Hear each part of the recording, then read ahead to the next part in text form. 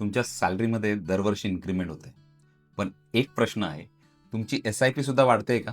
की फक्त लाईफस्टाईल वाढते? ही एक छोटी चूक भविष्यात तुम्हाला लाखोंचा फरक पाडू शकते. आपल्यापैकी बहुतेक लोकांचं असंच असतं, सॅलरी वाढली की नवनवीन आयफोन घेतो, नवीन-नवीन फोन घेतो.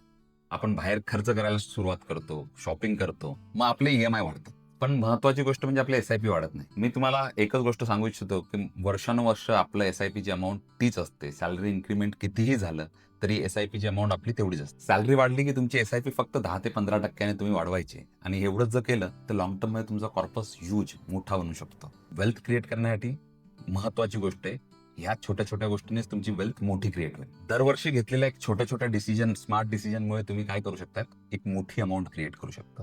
यासाठी खूप मोठी इन्व्हेस्टमेंट करणं तुमची महत्त्वाची नाही, तर छोट्या-छोट्या डिसिजन घेणं महत्त्वाचं आहे. इन्क्रिमेंट झालं की लाईफस्टाईल फक्त वाढवू नका. तुम्ही तुमचे एस-आय-पी सुद्धा अपग्रेड करा. यासाठी तुम्ही कमेंटमध्ये स्टेप अप एस-आय-पी असं लिहा आणि मी तुम्हाला स्टेप अप एस-आय-पीने तुमचा किती कॉर्पस होऊ शकतो हे उदाहरणासकट समजावून सांगतो. घाई करू नका, शांततेने निर्णय घ्या. मी इथेच आहे.